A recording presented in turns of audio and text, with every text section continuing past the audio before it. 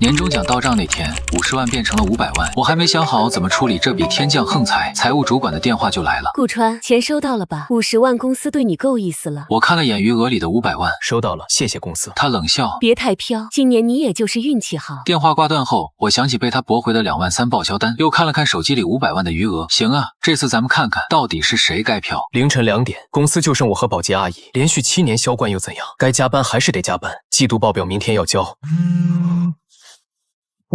500万，今天确实是发年终奖的日子。50万是上个月王总亲口承诺的，我连怎么花都算好了。30万提前还房贷，10万给爸妈换套按摩椅，剩下10万存定期。财务部那帮人，周林管审核，李国栋批流程，这2个人一个比一个精。周林连200块打车费都要查3遍行程单，李国栋批个5000块团建费能拖半个月，他们不可能犯这种错。只有我的金额错了，还是所有人都错了？只是没人说。我得搜一下公司财务失误多大钱，该不该退？先说结论，不退你构成不当得利，退了财务可能被开除。但如果你和财务有仇，建议等他们自己发现，看他们怎么表演。我们公司财务卡报销，跟卡自己命一样，真遇上这种事，我绝对装死。下面跟了几千条评论，有一条让我盯了很久。如果财务平时不当人，这就是送上门的机会，钱捏在手里，看他们怎么求你。记住，你是受害者，不是犯错方。上次报销1200，财务让我补了3回材料，最后说超预算不给报了，笑死！他朋友圈昨天还在晒新买的包。这让顾川想起上周请大客户吃饭时的5张发票，菜单明细，客户签字确认单一样不少。那天他拿着这大东西去找周林。顾川啊，不是我说你，你今年提成少说也有100多万吧？这点钱还走公司账？周主管，这是招待客户的费用，按制度该报。制度是制度，但你也得体谅体谅公司现金流。今年行情不好，各部门都在缩减开支，你们销售部已经占了大头，这种小钱自己消化一下怎么了2万3不是小钱。谁不知道你是销冠？这点钱不就少买个包吧？2万3，他说不是小钱，但也不给报。现在500万躺在我账户里，周林，这次该你求我了。喂，我操，你还没睡？睡了，被你吵醒了，什么事儿？明天有空吗？明天周六，你说呢？干嘛？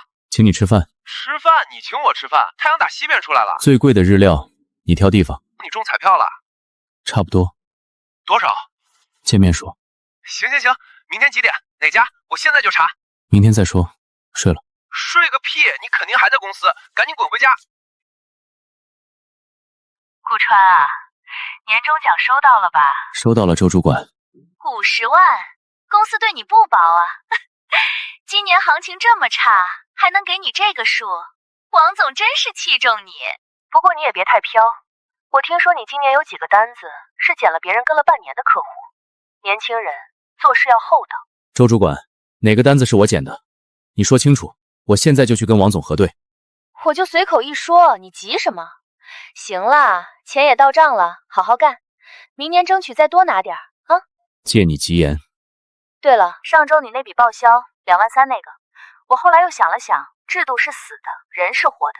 你要是真缺钱，我帮你特批一下也行。不用了，我自己消化。那行，你忙吧，以后报销有什么困难随时找我。好。特批，他卡了我3回，现在说要特批，鬼才信。听说今年年终奖挺多的。别提了，我们部门才发了2万。2万还嫌少，行政部才8000。8000够干嘛的？买个包都不够。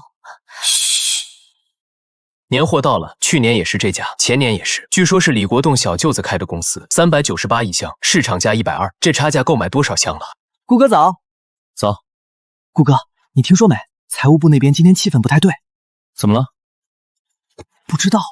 周林一上午进出了李国栋办公室3回，脸黑得跟锅底似的。年底对账吧？不像，我听行政部的小刘说，周林早上接了个电话，脸都白了。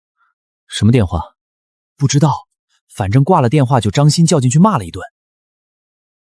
单笔招待费超过5000元需提前报备，事后补充报备原则上不予批准。原则上，这2个字真妙。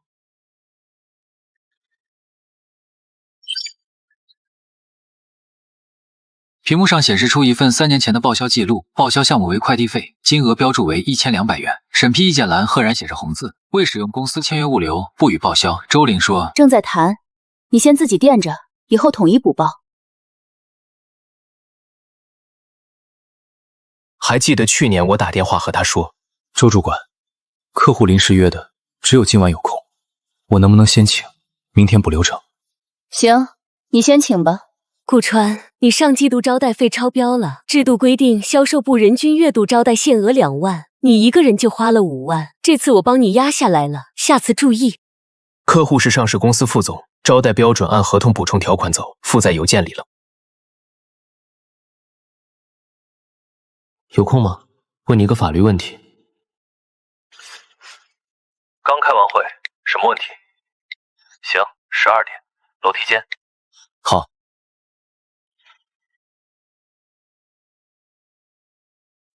什么事这么神秘？问你个事儿，法律方面的。说。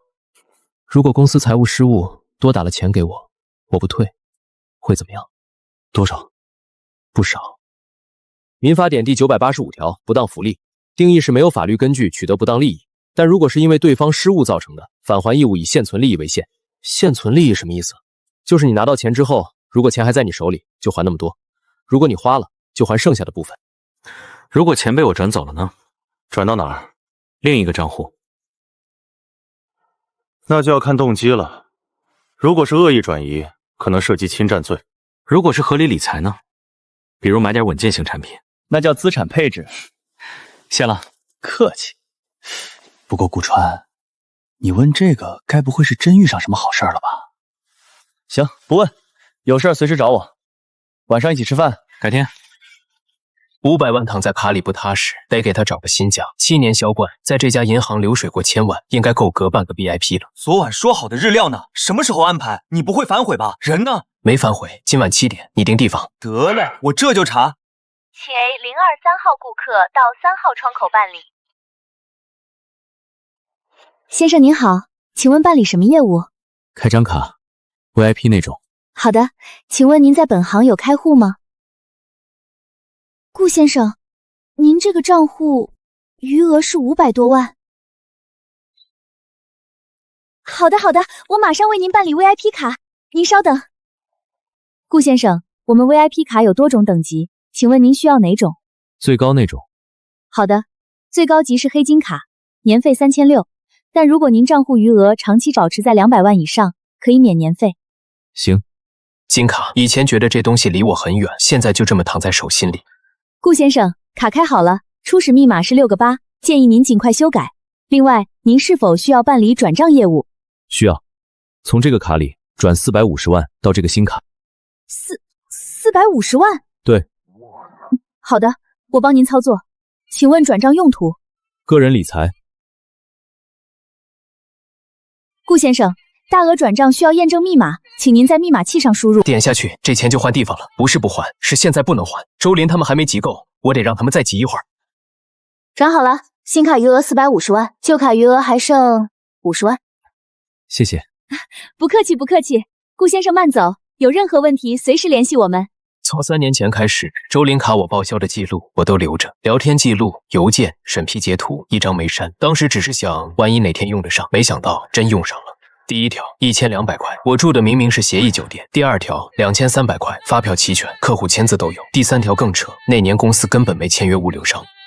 3年47条记录，12万8000块被无理驳回的报销，加上其他人的，估计得有几十万。周林、李国栋，你们这些年吞下去多少，该吐出来了。顾川，你现在在哪儿？准备下班。怎么了，周主管？ 50万啊，在哪儿了？怎么了？你确定是50万？银行短信写得很清楚。你别动那笔钱，财务这边系统可能有点问题，我现在就让人处理。你那笔钱暂时冻结，你先别用，听到没有？冻结？凭什么冻结我的合法收入？不是冻结，是技术调整。总之你别动那笔钱，等我们通知。周主管，钱已经到我账户了，怎么用是我的自由。你要是想追回，可以走法律程序。顾川，你……明天，这场戏才真正开始。到哪儿了？路上堵车。快点啊！我订好位子了，银座那家。行。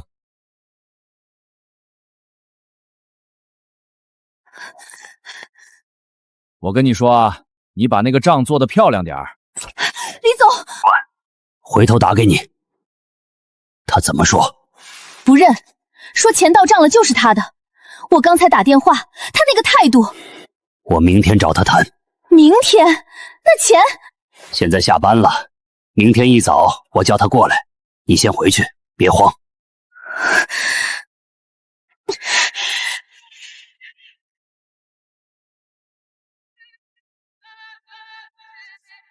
喂，到哪儿了？我订好位子了，7点别迟到啊！刚下班路上。快点快点，我都饿死了。行。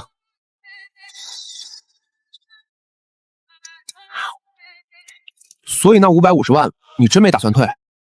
没打算。公司那边呢？没找你？找了，财务主管下午打电话来，让我别动那笔钱。你怎么说？我说，那是你们的事。牛逼！不过你怕他们起诉你？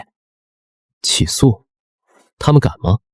顾川坐在电脑前，他打开云盘，点进素材库文件夹，里面已经有几十个文件。他新建了一个子文件夹，命名李国栋，把去年团建的采购合同、天眼查截图、李国栋朋友圈的奥迪照片全部拖进去。又建了一个周林，把过去3年被驳回报销的截图、聊天记录、邮件归档拖进去。明天李国根可能要找你谈，你准备一下。知道，需要我一起吗？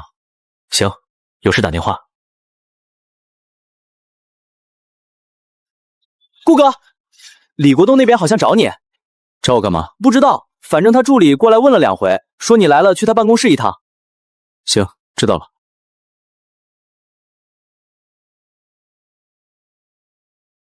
进来。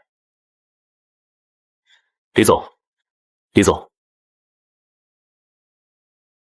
尝尝，朋友送的普洱，说是古树茶，我平时舍不得喝，今天特意拿出来。李总监，有什么事你直说，我待会儿还有个客户要见。年轻人别总那么急，喝茶先喝茶。好茶，入口醇厚，回甘快，你试试。行，那我直说，找你过来是有个事儿想跟你沟通一下。年终奖的事，看来周主管跟你说了。他只说了个大概，不清楚。所以李总监，到底怎么回事？是这样，财务部那边系统出了点技术问题，年终奖发放金额可能有误，我们正在紧急核查，可能需要你配合一下。怎么配合？先把钱转回公司账户，等我们核对清楚，该是你的1分不会少。你放心，公司不会让员工吃亏，只是走个流程，最多2-3天，钱就回到你账上。2-3天？对，最多3天。那这2-3天的利息呢？什么利息？500万，放余额宝1天也有200多，这钱谁补？小顾，你说这话就没意思了。怎么没意思？公司培养你7年，给你平台，给你资源，现在遇到点困难，让你配合一下，你就计较这几百块钱？李总监，这不是几百块钱的事，这是原则问题。我的合法收入，凭什么要我无息返还？不是无息，这不是返还，是临时调整，是临时调整。你怎么这么死板呢？我死板？那行，李总监，我问你，如果是公司少发了我钱，拖2-3天补给我，你们会给利息吗？不会，对吧？既然公司不讲利息，那我为什么要讲？顾川，小顾啊，咱们都别激动，坐下说。是这样，这件事呢，确实主要是财务部的责任，但你想，周主管也不容易，管着这么大一摊子事儿，难免有疏漏。你要是追着不放，他可能工作都保不住。大家同事一场，何必呢？所以李总监的意思是，让我为了保全他的工作，放弃我的合法权益？不是放弃，是理解，是包容。你看，你在公司7年，一直是销冠，能力有目共睹，王总也很器重你。这次你要是能帮公司解决这个麻烦，王总肯定会记你这个人情，明年晋升总监不是没可能。晋升总监？对，销售部总监的位子一直空着，王总心里有数。李总监，销售部总监的位子不是已经内定给王总的侄子了吗？上个月酒会上，王总亲口说的。那个，还在酝酿，还在酝酿，但你的机会也很大嘛。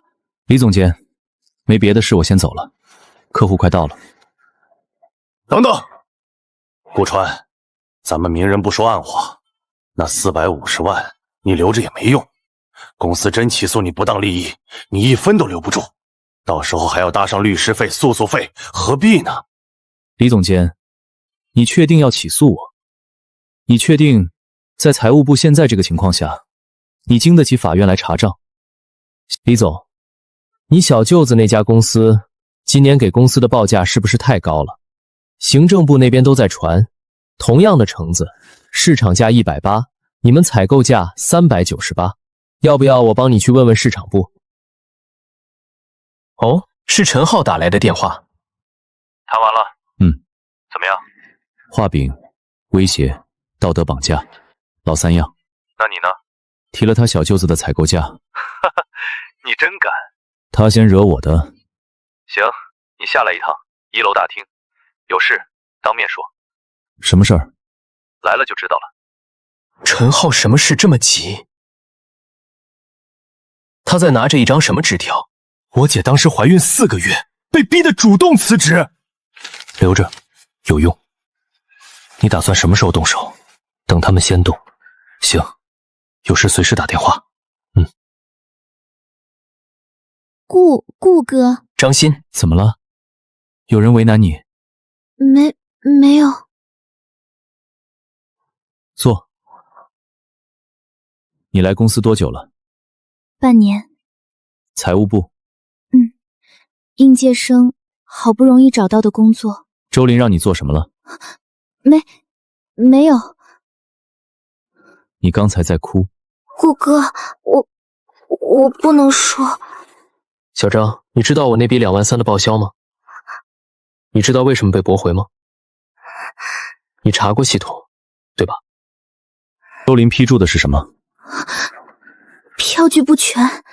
但我交了5张发票，菜单详细，客户签字确认端。你觉得票据全不全？你们审核标准到底是什么？同一笔费用，市场部就能报，销售部就不行。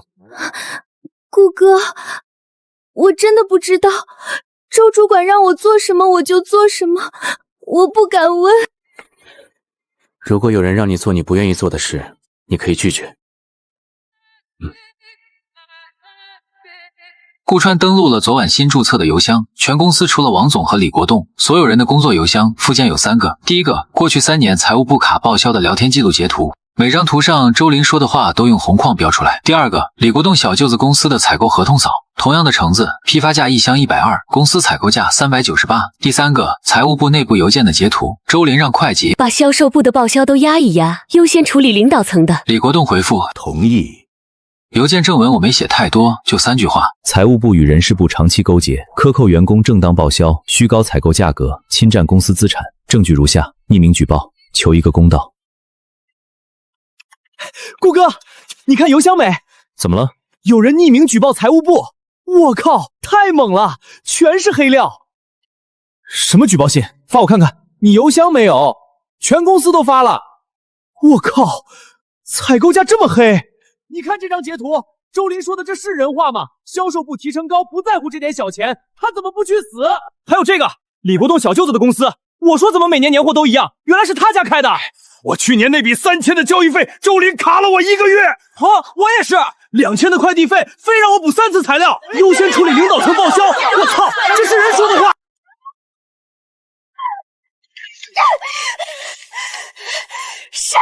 是谁发的邮件？敢发不敢认吗？站出来！我知道你就在这儿，你等着，公司会查出来的，查出来你吃不了兜等走。周主管，你这话什么意思？没什么意思，就是提醒某些人，别以为匿名就查不到。那你查呀，查出来是我们销售部发的，我们认。但查出来之前，你是不是该解释解释那些截图是怎么回事？截图可以伪造。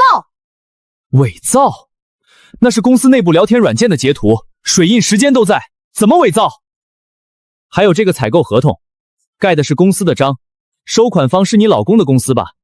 那也是伪造。你胡说什么？我胡说？你自己去天眼查查，新荣食品的法人是谁？都吵什么？现在是工作时间，都回到自己工位上去。这件事公司会处理，轮不到你们在这儿闹。李总监，我们不是闹，我们是想问那些证据到底是不是真的？是不是真的？公司会查。那得查到什么时候？去年我被卡的那笔报销，到现在1年了，你们查了吗？大家冷静，冷静一下，公司一定会给一个交代。什么时候给？这个要等调查结果。调查组是谁？不会还是你们财务部自己查自己吧？顾川说这样，是顾川，肯定是他。什么？周主管，你有证据吗？我直觉。直觉也算证据？你一直跟我们财务部过不去，你上周的报销被驳了，你怀恨在心。周主管，你这么说我还真得问问，我上周那笔2万3的招待费，发票齐全，菜单详细，客户签字，凭什么驳回？因为票据不全。5张发票，每一张都能在税务局网站上查到，菜单明细、客户签字车认章全在这儿。你说缺什么？你卡我报销的时候说公司现金流率紧张，自己消化一下，转头李国达就在朋友圈晒新车，这账怎么算？李总监，你那辆奥迪什么时候买的？多少钱？要不要大家帮你算算，够不够报销我们所有人的拆股费？李国栋的脸抽搐了一下，他张了张嘴，想说什么，但没说出来。然后他转身，砰地关上了办公室门。周林也慢慢转身走回财务部。厉害！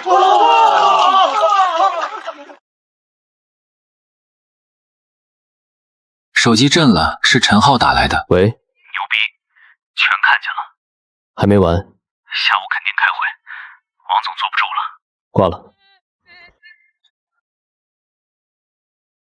他们应该已经商量好怎么说了吧？甩锅还是认错？不管是什么，今天都逃不掉。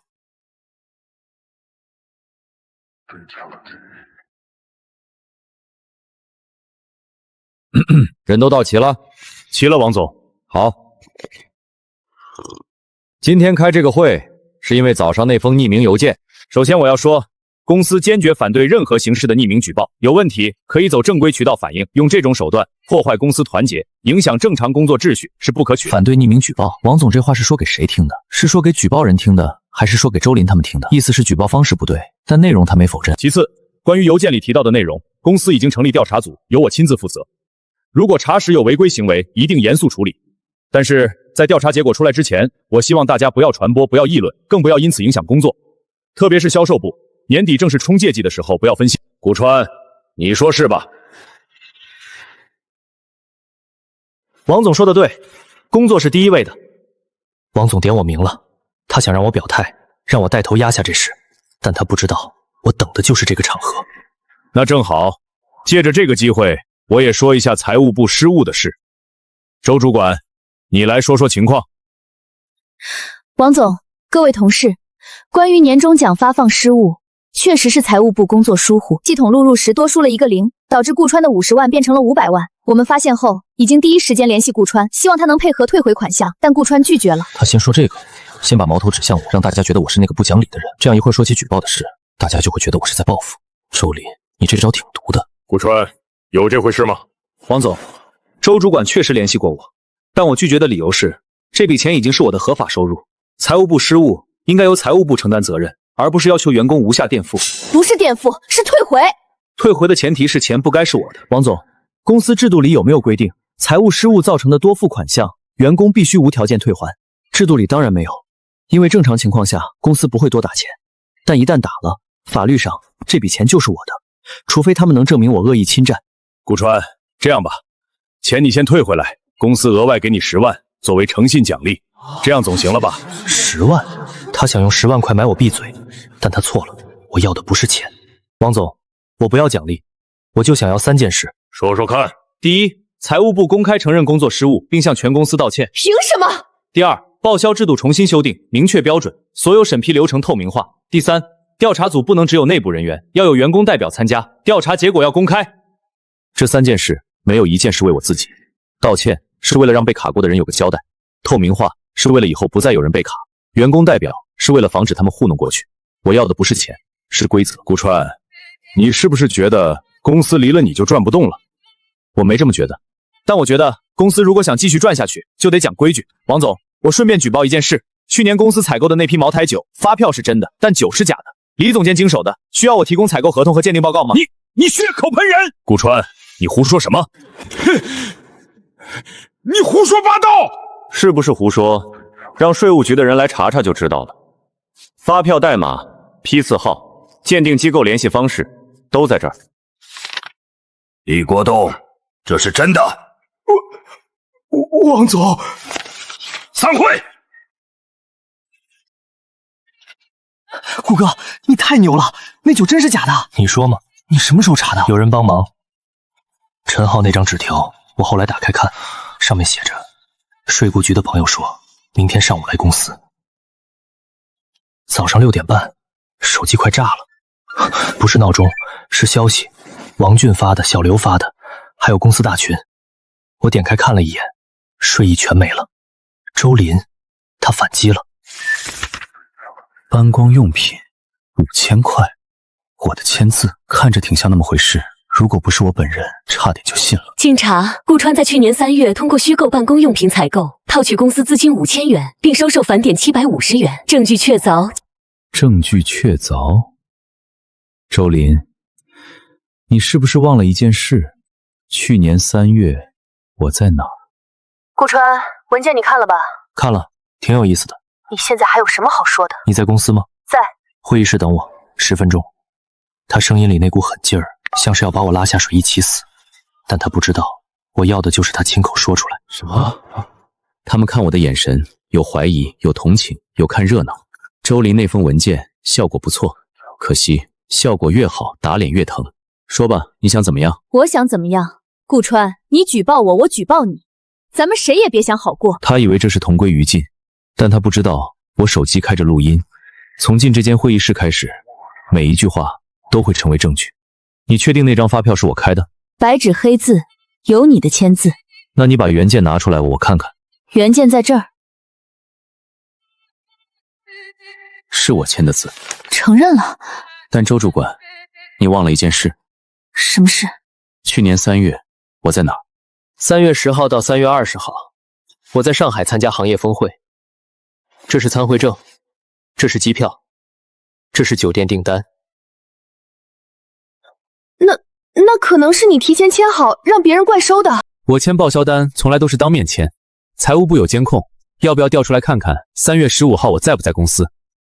还有周主管，这张发票的销售方文华商贸，法人代表姓张，叫张伟。巧了，你老公也叫张伟吧？你胡说什么？我是不是胡说？查查工商资系就知道了。法人张伟，身份证号前6位跟你老公一样，生日是同一天，这么巧？这是巧合？是不是巧合？让税货局查查就知道了。这家公司去年开了50多万的发票给我们，全是你经手的，返点15%，算下来7万5，钱去哪儿了？你到底想怎么样？钱我退给你，道歉我也道，你还要我怎么样？我要的不是你道歉，我要的是规则。报销要按规则来，采购要按规则来，发钱也要按规则来。你们财务部这些年把规则当橡皮泥捏，想怎么捏就怎么捏，现在捏出事了，就想用一张假诈票糊弄过去。我也不想这样，是李国恒他逼我的，他说只要把你搞倒，这事儿就能压下去。所以你就伪造证据？不是我伪造的，是李国恒给我的，他说这发票是真的，是你签的，让我发出去。那你发之前为什么不核实？他答不上来，因为他根本不想核实，他只想把我拉下水，只想保住自己。可惜选错了路。周林，我给你指条路，现在去跟王总坦白，这张发票是假的，是李国东让你发的，把李国东这些年怎么虚开发票、怎么吃回扣的事全说出来。我不敢，李国东会弄死我的。你不说，税务局明天就来弄死你。现在离下班还有6个小时，你自己选。他把脸埋进手里，没说话。我知道他在想什么，怕李国东怕承担后果，怕失去一切。但他不知道，从他走进这间会议室开始，他已经没有退路了。顾哥，周林在大盘发那个，你看了吗？怎么回事？没事，解决了。解决了？什么意思？意思是，今天之后，财务部要换人了。解决了，还没完全解决，但快了。周林现在只有2条路，要么自己扛，要么供出李国栋。以他的性格，扛不住的。等他开口，这场戏就差不多了。上午10点，3辆车停在公司楼下。陈浩消息真准，税务局的人来了。我们是税务局稽查局的，找你们王总。好的，这边请。顾哥，你说他们会查多久？不知道。李国宏会不会被带走？看证据。那周林呢？你这么关心他们？不是关心，是想看他们怎么收场。王总，我们需要调最近3年的财务凭证、报销记录、采购合同，麻烦配合一下。看来这次是动真格。配合，一定配合。周玲是吧？是我。我们需要你配合调取一些资料，麻烦带我们去档案室。好的。开始吧，先查采购那一块。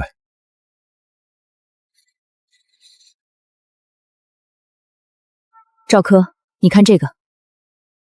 这批酒在哪儿？喝完了。喝完了？30万的酒，全喝完了？是的。有招待记录吗？客户名单、签收单。随后，调查人员径直走向李国栋的办公室。李国栋是吧？我们查到一批假酒采购，30万，发票是真的，酒是假的，真酒被卖了，钱进了你的账户，解释一下。这是误会，那钱我是暂时保管，准备入账的。暂时保管了多久？从去年3月到现在9个月了，钱呢？在卡里。卡呢？在我身上。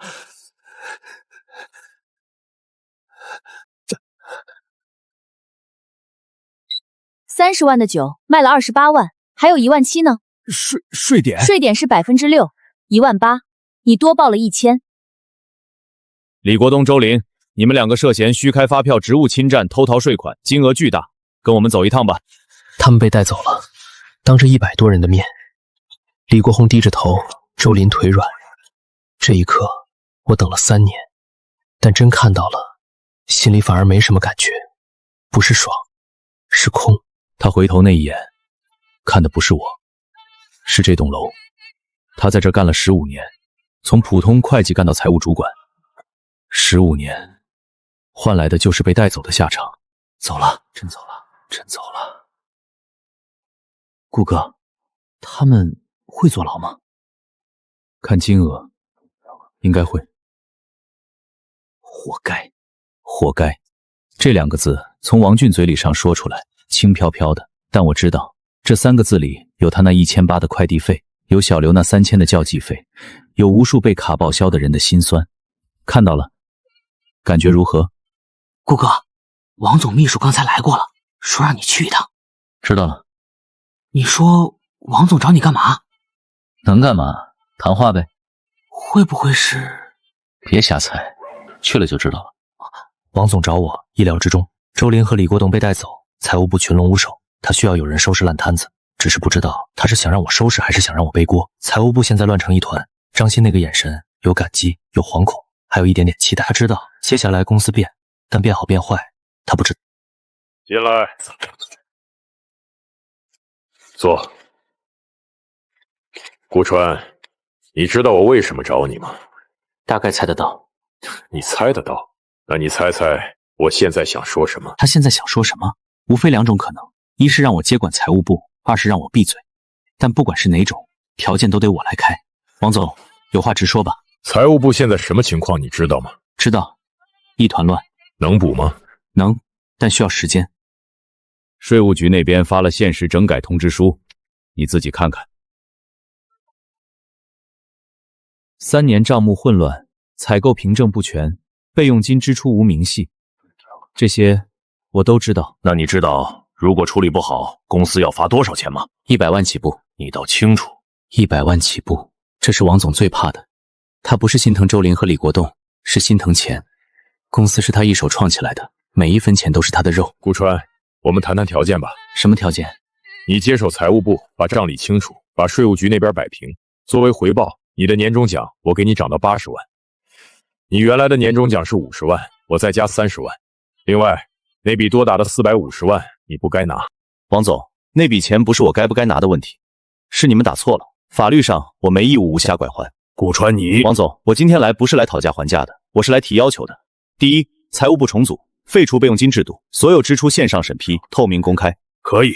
第二，成立员工监督委员会，财务部和采购部的每笔支出，委员会有权抽查，这样效率会很低，但不会出错。李国栋和周林能在3年里掏空200多万，就是因为没人监督。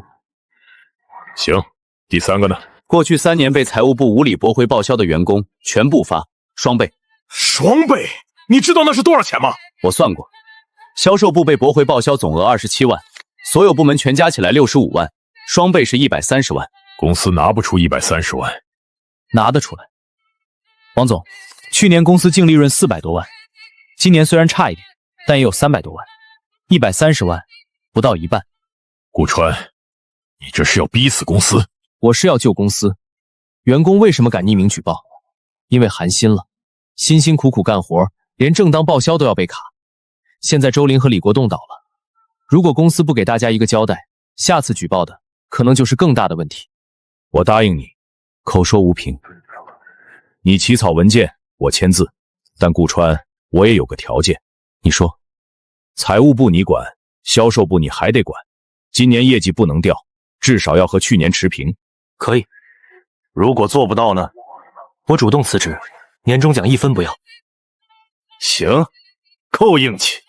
暂任命顾川为公司财务总监，全面负责财务部工作，任期6个月，6个月后视情况转正。从今天起，你就是财务总监了。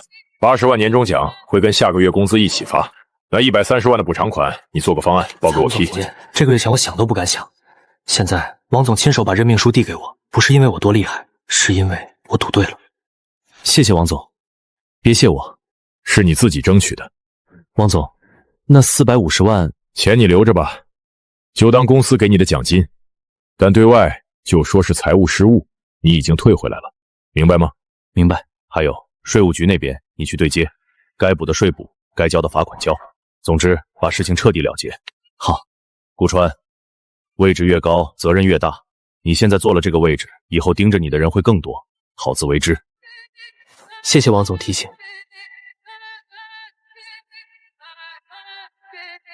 顾哥。这是财务总监，暂代，那也是的总监啊！我靠，你升官了，兄弟们，顾哥当财务总监了！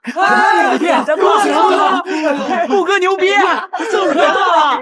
恭喜顾哥，牛逼，顾哥牛逼，恭喜顾哥，请客请客。晚上有空吗？有啊，怎么了？请你吃日料，最贵的。你又发财了？升官了。什么官？财务总监。我靠，等我现在就定位。财务总监这个头衔够赵岩蹭1年饭了，但对我来说，最大的意义不是这个头衔，是以后终于可以按自己的规则做事了。下午2点，财务部会议室，这是我当上财务总监后的第一次部门会议。周林做过的办公室也锁着，剩下的人都在等我开口。人都到齐了？齐了，顾总监。顾总监，这个称呼还挺新鲜，但新鲜归新鲜，今天要说的事不新鲜，是规矩。从今天起，财务部做3件事：第一，补账，过去3年的缺漏1个月内补齐。顾总监，补账的钱从哪儿出？王总批了40万预算。那李总监之前管的备用金还补吗？备用金制度废除，所有支出一律走线上审批，单笔超过5000的需要3个部门会签，超过5万的报王总批。说，顾总监，周主管之前驳回的那些报销，怎么认定是不是无理？很简单，你们现在登录后台，把过去3年所有被驳回的报销们调下来，驳回理由写票据不全、超预算、不符合规定的，全部重新审核。如果票据齐全、金额合理、符合当时制度，就认定为无理驳回。那得有好几百单。所以给你们2周时间，加班费按3倍算，参补交通实报实率，有问题吗？3倍加班费，实报实销。他们大概没想到，新总监上任第一件事是给大家发钱，但这不是发钱，是把以前欠的补回来。好，散会前还有件事，我知道李国栋和周林在的时候，你们有些人不得不配合他们做事，只要没涉及刑事犯罪，过去的事我不追究。但从今天起，谁再违规操作，立即开除。散会。顾总监，叫顾哥就行。顾哥，对不起，周主管让我做假账的时候，我不敢拒绝。他哭了，23岁刚毕业，被逼着做假账，不敢拒绝。周林他们毁的不只是钱，还有人的良心。张鑫，这里面是财务部所有违规操作的证据，包括你被迫签字的那几份。我给你2个选择：第一，交给你，你自己处理；第二，交给我，我替你处理。顾哥，你不举报我？你才23岁，刚毕业，路还长，别因为几个人渣毁了前途。选吧。谢谢顾哥。别谢我，以后好好做事，就是对得起自己了。这么晚了，张鑫还没走，其他人都下班了，他还在补账、理证据、重新做人。这条路很难，但他选了。第一条，所有报销，无论金额大小，3个工作日内必须完成审批，超期未批视为自动通过。第二条，报销标准透明化，招待费、差旅费、办公费全部明码标价，公布于 OA 系统。第三条，设立员工监督邮箱，任何人对报销有异议，可直接举报，查实有奖。3条新规看起来简单，但就这3条，周林他们永远做不到，因为透明了，他们就没办法卡人；公布了，他们就没办法双标；有监督了，他们就没办法一手遮天。新规明天发布。从明天起，报销不用再看人脸色。从明天起，被卡的钱会一笔一笔还回去。在明天起，这家公司会不一样。顾哥晚安。7点47，盒饭还没吃完，但我不想吃了，还有100多笔报销小等着我批。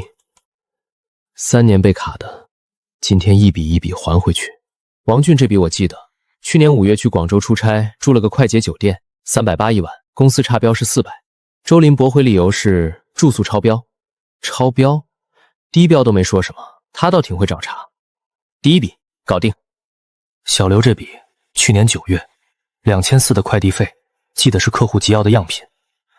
周林驳回理由是未使用公司签约物流，但那年公司根本没签约物流商，他就是故意卡。这一笔，市场部小王去年11月招待客户吃饭。800块，发票齐全，驳回理由是无客户签字，但附件里有客户名片和合影，他看都不看就驳了。10点一份，批了63笔，还有一半。累，但不想停。这些钱他们等太久了。7200，是他那笔拆除费双倍。他说我爱你，我知道是开玩笑，但这句玩笑里有他等了1年的憋屈。他还在补账，从下午到现在7、8个小时了，眼睛熬得通红，但没停。他想把自己洗干的决心比我大，那就让他洗，洗完就是新人了。老陈母亲那年住院，急用钱，借了公司3万，后来还了，但李国栋拖着不销账，每个月从他工资里扣利息，扣了快1年，3000多。6千，够他把那1年被扣的利息补回来，还能多2000。老陈50多了，在公司干了20年，不该受这罪。批完了，147笔，累计金额1298400元，比预算少了2000，这2000留着。小张，明天用剩下的钱买点下午茶给大家分分，剩下的捐给儿童福利院。好的，顾总监，大概多少预算？2000。收到，顾总监早点休息。2000块买不了多少东西，但能让明天上班的同事喝杯奶茶，吃块蛋糕，够了。凌晨1点半，公司就剩我一个人，不对，还有张鑫。顾哥，你还没走？正要走，你呢？还有一点，理完就走。明天再理吧，太晚了。马上就好。早点回去。顾哥路上小心。财务部的灯还亮着，张鑫还在，其他人都睡了。明天他们会看到新的报销制度，会收到被欠的钱，会发现公司变了，变好了。3年了，终于。顾哥，我爱你！钱收到了，4800，我请客。小顾，6钱收到了，谢谢。20年了，头一回觉得公司有温度。老陈说20年了，头一回觉得公司有温度。这句话比那450万还值。天快亮了，新的一天，新的公司。顾川，28岁，财务总监，这个头衔够用一阵子了。3个月后，经董事会研究决定，正式任命陈浩为公司财务总监，即日生效。陈浩正式接任财务总监，他是海归4大出身，比我专业多了。这个位置本来就该是他的。谢谢王总，谢谢各位同事。接下来我会带着财务部继续推进透明化改革，让每一分钱都花在明处。透明化改革，这3个月我做的就是这个，现在交给他，放心。顾川，等一下。没事，不加糖不加奶，对吧？你还记得？当然记得。大3那年，你在图书馆通宵复习，喝的就是这个。陈浩，大学同学法务部骨干暗中帮我递了3个月的消息，现在他是财务总监了。顾川，你接下来有什么打算啊？继续做销售总监？把手上的项目做完啊。1季度业绩看了吗？比去年同期增长15%，知道。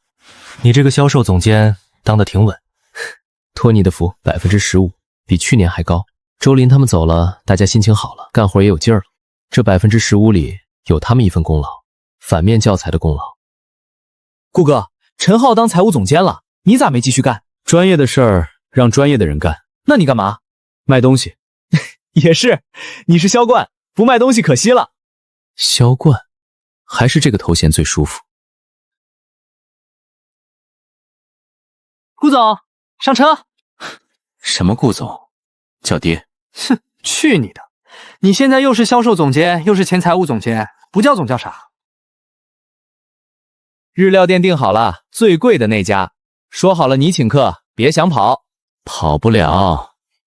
心情不错？还行。就还行？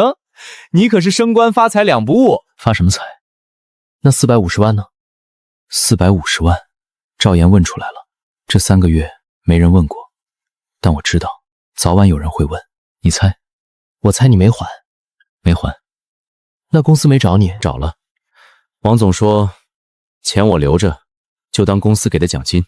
我靠，真的假的？对外说我已经退了。顾川，你真是个人才。来，敬顾总，升官发财，双喜临门。敬你，这3个月听我吐槽辛苦了。客气，你这3个月干的事儿够我吹一辈子。别吹，低调。知道，低调发财。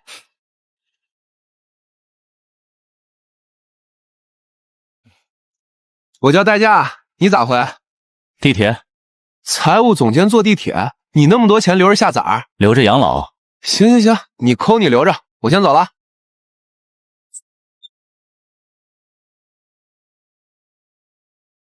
80万年终奖到账了，加上之前剩的282万，加上那450万，一共732万，够用了。